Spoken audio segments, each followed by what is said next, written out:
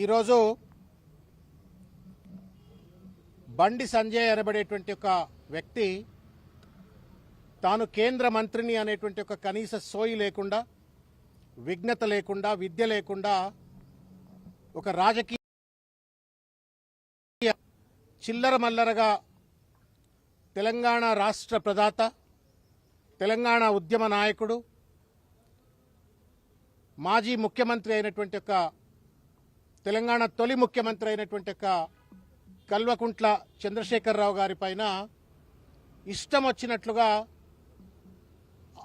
అడ్డమైనటువంటి ఒక ఆరోపణలు చేసి వారిని అబాసుపాలు చేయటమే కాకుండా తన మంత్రిత్వ శాఖను, తన మంత్రి పదవిని కూడా అబాసుపాలు చేస్తూ ఒక చిల్లరతనానికి వాళ్ళ బండి సంజయ్ గారు పాల్పడ్డారు. వారు మాట్లాడిన మాటలు not only defamatory, derogatory, but also demeaning the constitution, demeaning the democracy. కాబట్టి వారిపైన క్రిమినల్ చర్యలు చేపట్టాలా అని చెప్పని వాళ్ళ బీఆర్ఎస్ పార్టీ నాయకులమంతా కలిసి ఈరోజు బంజారా హిల్స్ పోలీస్ స్టేషన్లో వారిపైన కంప్లైంట్ చేయటం అయింది.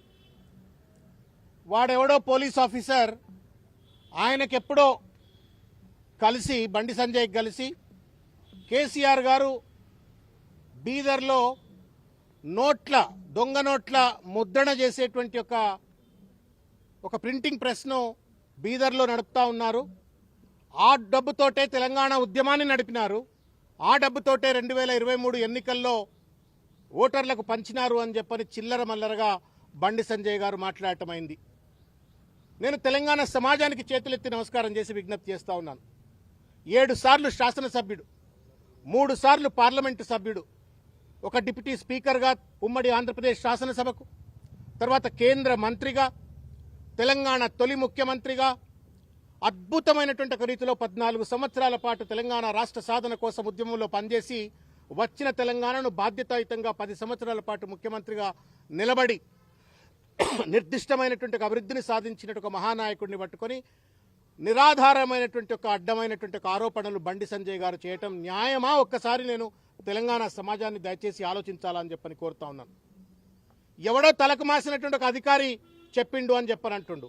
బండి సంజయ్ నిజంగానే మొగోడైనట్టయితే, నిజంగానే కేంద్ర హోంమంత్రి అయినట్టయితే, నిజంగానే నైతికత ఉన్నట్టయితే, దమ్ము ధైర్యం ఉన్నట్టయితే ఆ అడ్డమైన అధికారి ఎవడు? వాని పేరు ఎందుకు చెప్పట్లేవు బయటికి? ఎందుకు ఆ రోజు అధికారంలో ఉన్నటువంటి ఒక ముఖ్య నాయకుడు ఆ సదరు అధికారిని బీదర్కు పోకుండా ఆపిండు అని చెప్పని బండి సంజయ్ చెప్తా ఉన్నాడు. దమ్ము లేదా బండి సంజయ్ నీకు? చెప్పు, అధికారి పేరు చెప్పు. ఆ రోజు ఉన్నటువంటి ఒక ముఖ్య నాయకుడు ఎవడో వాడి పేరు చెప్పు. వాడి పేరు చెప్పవు, వీడి పేరు చెప్పవు. అడ్డమైనటువంటి ఒక వెధవ లెక్కను ఇష్టం వచ్చినట్లు ఇవాళ కేసీఆర్ గారి పైన నిరాధారమైన ఆరోపణలు చేస్తే న్యాయమా బండి సంజయ్ అని చెప్పని ఇవాళ నేను ప్రశ్నిస్తా ఉన్నాను.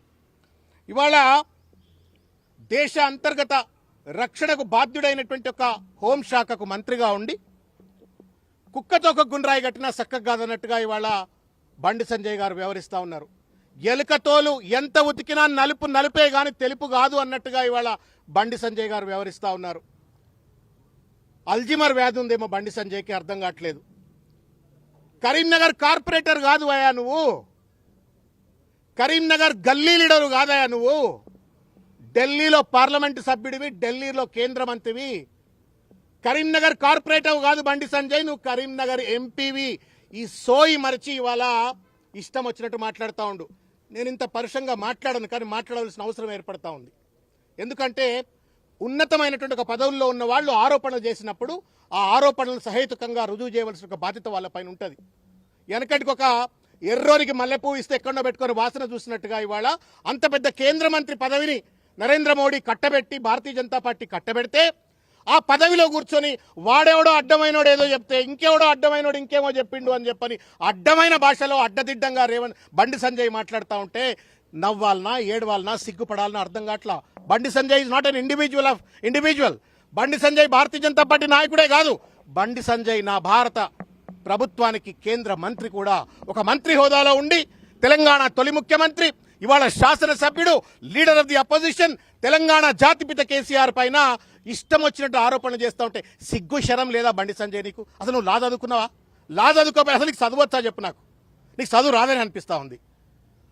ఆర్టికల్ ఇండియన్ పీనల్ కోడ్ ప్రకారంగా సెక్షన్ 39 ప్రకారంగా లేకపోతే ఇండియన్ పీనల్ కోడ్ 202 ప్రకారంగా ఎవరైనా సరే, మీరు కానీ, మీడియాలో ఉన్నటువంటి వాళ్ళు కానీ, ఈ కార్యక్రమాన్ని చూసేవాళ్ళు కానీ, నేను కానీ, మేము కానీ, ఎవరైనా ఒకవేళ నేరానికి సంబంధించిన సమాచారం కానీ, నేరం చేసే వ్యక్తులకు సంబంధించిన వివరాలు కానీ తెలిసినట్టయితే వెంటనే స్థానిక పోలీస్ స్టేషన్కు చెప్పాలా, లేకపోతే మెజిస్ట్రేట్కి చెప్పాలా? సిగ్గు ఎగ్గు లేదు బండి సంజయ్కి.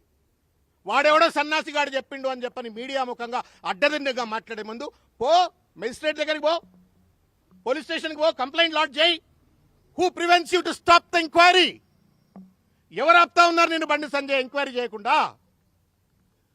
ఒక చిల్లర మల్లరగాడేదో పాన్ షాప్ల దగ్గర పాన్ పరాగ్ దిక్కుంటే గుట్కా బ్యాచ్ వాళ్ళు మాట్లాడినట్టుగా కేంద్ర మంత్రి అయ్యుండి ఇష్టం వచ్చినట్టు మాట్లాడటం న్యాయమా రేవంత్ రెడ్డి? బండి సంజయ్ ఎవరిని మెప్పిద్దామని, ఎవరి కళ్ళల్లో సంతోషం చూద్దామని, ఆనందం చూద్దామని బండి సంజయ్ ఈ మాటలు మాట్లాడుతూ ఉన్నాడని చెప్పి నేను ఇవాళ ప్రశ్నిస్తా ఉన్నాను. ఇవాళ అడ్డమైనటువంటి ఆరోపణలు కేసీఆర్ గారి పైన, బీఆర్ఎస్ పార్టీ పైన చేసినట్టుగా బండి సంజయ్ గారి పైన కూడా కోడై కూస్తా ఉంది. వాళ్ళ వసూళ్ల బ్యాచ్ అని చెప్పని చుట్టంతా వసూళ్ల బ్యాచ్లు పెట్టుకొని ఫార్మాస్యూటికల్ కంపెనీస్ వాళ్ళను, పెద్ద పెద్ద పెట్టుబడిదారులందరినీ కూడా బెదిరించి వసూళ్లు చేసిండు పాదయాత్రల పేరు మీద అని చెప్పని పెద్ద పెద్ద పుకార్లు ఉన్నాయి. ఏం సమాధానం చెప్తావు మరి దానికి? ఏం సమాధానం చెప్తావు బండి సంజయ్? ఒక బీసీ బిడ్డవై ఉండి ఒక రాష్ట్ర పార్టీకి అధ్యక్షుడిగా ఉంటే నిన్ను ఎందుకు తీసిండ్రో నీకేమైనా సోయుందా? ఈ పుకార్ల వల్లనే, ఈ అడ్డమైనటువంటి ఒక వసూళ్లకు నువ్వు పాల్పడుతున్నావన్నటువంటి ఒక పుకార్లు ఢిల్లీకి పోవడంతో ఢిల్లీ వాళ్ళు నిన్ను తీసి ఒక రెడ్డి కులస్తుండి పెట్టిండి. వాళ్ళ తెలంగాణలో బీసీ వాదం అని చెప్పని, ఈ వాదం ఆ వాదం అని చెప్పని బలంగా ఉన్న తరుణంలో నిన్ను తీసి పక్కన పెట్టి వేరే కులానికి చెందినట్టు ఒక వ్యక్తిని పార్టీ అధ్యక్షుడిగా పెట్టిండ్రంటేనే నీ కింద సెగ పుట్టింది. ఆ సెగ గుర్తించకుండా, గురివింద కింద నలుపు తెలవకుండా ఇష్టం వచ్చినట్టు ఇవాళ కేసీఆర్ గారి పైన మాట్లాడే ప్రయత్నం ఎంతవరకు న్యాయం? ఇవాళ తెలంగాణ సమాజం దయచేసి ఆలోచించాలా. బండి సంజయ్కి కర్రు కాల్చి ఎక్కడ పడితే అక్కడ వాతలు పెట్టాలని చెప్పి నేను తెలంగాణ సమాజానికి నేను విజ్ఞప్తి చేస్తా ఉన్నాను. ఇవాళ ఒక విషయం, కేసీఆర్ గారు ఒక మహావృక్షం. ఆ మహావృక్షాన్ని ఢీకొనే ప్రయత్నం చేస్తే బండి సంజయ్ మాడి మసౌడే కాదు, నీ గుండు పగిలిపోతుంది అనే విషయాన్ని నేను గుర్తు చేస్తా ఉన్నాను. ఇంకొక ముఖ్యమైన విషయం ఏంటంటే, మిత్రులారా కొంచెం ఓపికగా తీసుకోరు, బయట చేతులు గుర్తుండొచ్చు, పట్టుకొని చాలాసేపుగా వినాలా. ఎందుకు చెప్తున్నా అంటే, బండి సంజయ్ గారు అంటే ఒక బ్రేజన్ సంజయ్గా మారిపోయినాడు. బ్రేజన్ సంజయ్ ఇష్టం వచ్చినట్టు మాట్లాడతాడు. గతంలో ఇన్నాం మనం, ఒక స్థలాన్ని తమ్మితే శవం వెళ్తే మీది, శివం వెళ్తే మాది అని చెప్పని మతపరమైనట్టుగా విద్వేషాలు రెచ్చగొట్టే ప్రయత్నం చేసినారు. గతంలో జిహెచ్ఎంసీ ఎన్నికలు జరిగితే ఓల్డ్ సిటీ పైన సర్జికల్ స్ట్రైక్ చేస్తా అని చెప్పని మాట్లాడిండు. ఏది పడితే అది మాట్లాడతారు. అరే, అధికారంలో ఉన్నాం, ఔదార్యం కలిగినటువంటి ఒక రాజకీయ పార్టీలకు అధ్యక్షులుగా వ్యవహరిస్తున్న కనీస విఘ్నత లేకుండా ఏది పడితే అది మాట్లాడి వాళ్ళ తగుదునమ్మా అని చెప్పని వాళ్ళ తెలంగాణ జాతిపిత అయిన కేసీఆర్ గారి పైన అడ్డమైనట్టు ఆరోపణలు చేసినావు. నేను ఒక ప్రశ్నిస్తా ఉన్నాను బండి సంజయ్, తెలివి సన్నాసి వినడానికి నిదర్శనం. నువ్వు అంటున్న ప్రకారంగానే కర్ణాటకలో అధికారంలో ఉన్నాయి రెండే మేజర్ పార్టీస్, ఒకటి బీజేపీ, రెండు కాంగ్రెస్ పార్టీ. మరి గుడ్డిగుర్రం పళ్ళు దొమ్మిందా ఆ రోజు ఉన్నటువంటి ఒక బీజేపీ అని అడుగుతా ఉన్నాను. Why is that your home minister could not take any action? ఎందుకు మీరు ఆ రోజు హోమ్ డిపార్ట్మెంట్ వాళ్ళు, కర్ణాటక పోలీసు వాళ్ళు, బీదర్లో ఒకవేళ మీరు అన్నట్టు ప్రింటింగ్ ప్రెస్ ఉంటే why is that they could not take an action against it? ఎందుకు దాన్ని ట్రేస్ చేయలేకపోయినరు? ఆ సన్నాసిగాడు ఎవడో చెప్పినాడు, వాడెందుకు కర్ణాటక పోలీస్ డిపార్ట్మెంట్కి ఎందుకు వివరాలు ఇవ్వలేక పరిస్థితి ఏర్పడ్డది? బండి సంజయ్ పెద్ద తెలివి కల్లోడు అన్నట్టు, మొగోడు అన్నట్టు, పోటుగాడు అన్నట్టు ఆయన మాట్లాడుతూ ఉండు. నేను I'm asking, you are a home minister, దమ్ ఉంటే ఇవాళ నేషనల్ ఇన్వెస్టిగేటింగ్ ఏజెన్సీకి ఎంక్వైరీ ఆర్డర్ చేయి, ఎన్ఫోర్స్మెంట్ డైరెక్టరేట్కు రాసి నువ్వు ఎంక్వైరీ ఆర్డర్ చేయి, సిబిఐకి రాసి నువ్వు ఎంక్వైరీ ఆర్డర్ చేయి. చిల్లర మల్లరగా మాట్లాడి టీవీలలో ప్లేట్ బ్రేకింగ్లు, పేపర్ల ఫ్రంట్ పేజ్ న్యూస్, సోషల్ మీడియాలో అడ్డమైన ప్రచారం చేసుకొని రాజకీయ నాయకుడిగా చలామణి అవుతామనుకుంటే అంతకంటే మూర్ఖత్వం ఇంకోటి లేదు. తెలంగాణ సమాజంలో ఉన్నటువంటి చైతన్యాన్ని, విఘ్నతలను మీరు తక్కువగా చూసినట్టే అని చెప్పని నేను ఈ సందర్భంగా తెలియజేస్తా ఉన్నాను. నేను ఒక విషయం, ఇంకొక ముఖ్యమైన విషయం నేను చెప్పదలుచుకున్న మీడియా మిత్రులారా, రేవంత్ రెడ్డికి కోవర్ట్గా ఇవాళ బండి సంజయ్ పనిచేస్తా ఉన్నాడు. వెనకడోడు మర్డరర్ బావ కళ్ళల్లో ఆనందం కోసం నేను షూట్ చేసిన అని చెప్పని అందంగా నేను TV9 విన్నా. ఇవాళ రేవంత్ రెడ్డి కళ్ళల్లో ఆనందం కోసం ఇవాళ కేసీఆర్ గారి పైన దాడి చేస్తా ఉన్నాడు. మెడకాయ మీద తలకాయ ఎవడన్నా ఇవాళ అధికారంలో లేరు కేసీఆర్ గారు. 15 నెలలు 16 నెలలు అయిపోయింది, అధికారంలో లేరు, ప్రతిపక్షంలో ఉన్నారు. ప్రతిపక్షంలో నాయకుడి పైన బండి సంజయ్ మాట్లాడతాడండి? ఎవరి మీద మాట్లాడాలా? రేవంత్ రెడ్డి మీద మాట్లాడాలా? రేవంత్ రెడ్డి ఇవాళ దివాలాకోరు రాజకీయంతో, దివాలాకోరు పరిపాలనతోటి, ఫైనాన్షియల్ బ్యాంక్రప్సీలో ఉంది, గవర్నెన్స్లో ఫెయిల్యూర్ ఉంది, మొత్తానికి మొత్తం ఆగమాగమై ఉంటే ఆ తప్పులను ఎత్తి చూపెట్టాలా? ఇచ్చిన వాగ్దానాన్ని అమలు చేయకుండా మోసం చేస్తున్న ప్రభుత్వాన్ని ఎత్తి చూపెట్టేది పోయి తగుదునమ్మా అని చెప్పని నువ్వు కేసీఆర్ గారి పైన, బీఆర్ఎస్ పార్టీ పైన దాడి చేస్తున్నావు అంటే నువ్వు ఎవరి పాట పాడుతా ఉన్నావు బండి సంజయ్ చెప్పు. ఎవరి కళ్ళల్లో సంతోషం కోసం నువ్వు కేసీఆర్ గారి పైన దాడి చేస్తా ఉన్నావు? By criticising KCR do you really win the souls of Telangana? No. కాదు, నువ్వు రేవంత్ రెడ్డి సంతోషం కోసం చేస్తా ఉన్నావు. ఎందుకు చేస్తా ఉండవు అది కూడా చెప్తా. మీకు అనుకుంటున్నది ఆయనకి ఏం సంబంధం? ఈయన బీజేపీ కదా, ఆయన కాంగ్రెస్ అని. బండి సంజయ్ గెలవడు, గెలవడు. కేవలం రేవంత్ రెడ్డి పుణ్యమా అని చెప్పని నాకు మిత్రుడు Velchala Rajender, very close friend of mind. మేము ఇద్దరం ఒకటేసారి రాజకీయాల్లో కలిసి ప్రయాణం చేసినాం 2009లో పార్లమెంట్గా. అప్పుడు కూడా పోటీ చేసిండు వెల్చాల రాజేందర్ అని చెప్పని. ఇవాళ కాంగ్రెస్ ఎంపీ, ఆయన ప్రజారాజ్యం పార్టీ ఎంపీ. బలహీనమైనటువంటి అభ్యర్థి, మంచోడు, ప్రాబల్యం కలిగినటువంటి ఒక నాయకుడు, కానీ బలహీనమైన వ్యక్తి. బలమున్నోడిని పక్కన పెట్టి బలహీనమైన వ్యక్తిని పెట్టి బండి సంజయ్ ఇంకా చాలా మంది 4-5 బీజేపీలో గెలిపించిండు రేవంత్ రెడ్డి. కృతజ్ఞతగా ఇవాళ పోయి సంక నాక్కో, మాకేం సంబంధం లేదు. మా మీద ఎందుకు ఎగబడతా ఉన్నావు? మా కేసీఆర్ గారి పైన ఎందుకు ఎగబడతా ఉన్నావు? న్యాయమా బండి సంజయ్? ఇది తెలంగాణ సమాజం దయచేసి ఆలోచించాలని చెప్పని కోరుతున్నా. నేను మీడియా మిత్రులను కూడా దయచేసి కేర్ఫుల్గా అబ్జర్వ్ చేయండి. ఆయన స్టేట్మెంట్లో ఏమంటాడు? కేసీఆర్ గారు చేసిన అప్పుల వల్ల భూములమ్మి వాళ్ళ జీతాలు కట్టాల్సి వస్తుంది అని చెప్పని రేవంత్ రెడ్డికి కితాబిచ్చి రేవంత్ రెడ్డి చేస్తున్నటువంటి ఒక భూములమ్మే భాగోతాన్ని జస్టిఫై చేసే ప్రయత్నం చేస్తూ ఉండు. ఏం జరుగుతుందో దయచేసి ఇక్కడ నుండి 40,000 కోట్ల రూపాయల భూములు ఇవాళ హెచ్సియు దగ్గర ఇవాళ అమ్మకానికి పెట్టండు రేవంత్ రెడ్డి. 40,000 కోట్ల రూపాయలు. అది 20,000 అమ్ముతాడా, 20,000 కోట్లకు అమ్ముతాడా, అమ్మి ఎంత కమిషన్ దొబ్బుతాడో ఇక దేవునికి ఎరక, తర్వాత ముచ్చట. ఆ 40,000 కోట్లు అమ్మొద్దు అని చెప్పని వాళ్ళ హెచ్సియు విద్యార్థులు కావచ్చు, దేశవ్యాప్తంగా ఉన్నటువంటి పర్యావరణ శాస్త్రవేత్తలు, అడవులు కావాలని చెప్పని వాళ్ళందరూ కూడా వ్యతిరేకిస్తూ ఉన్నారు. దానికి మద్దతు తెలపడం కోసం అని చెప్పని భూములమ్మి జీతాలు కట్టే పరిస్థితి ఏర్పడ్డదని చెప్పని వాళ్ళు జస్టిఫై చేస్తూ ఉన్నాడు. ఎంతవరకు చిల్లర రాజకీయం?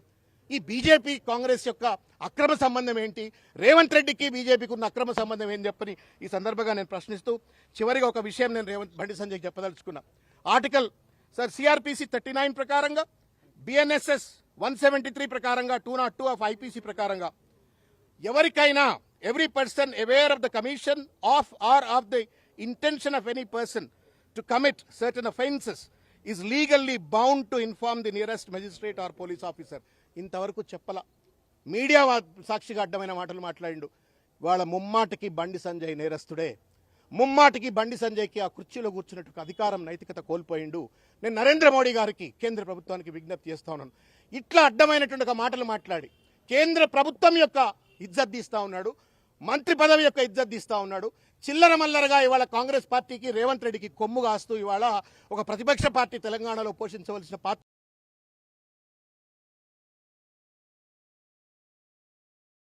చెప్పి ఆయన వెంటనే బర్తరఫ్ చేయాలా మంత్రి పదవి అని చెప్పి కూడా మీడియా ద్వారా నేను నరేంద్ర మోడీ గారికి నేను విజ్ఞప్తి చేస్తూ చివరిగా పోలీసు వారికి విజ్ఞప్తి చేస్తాను. భయపడకండి.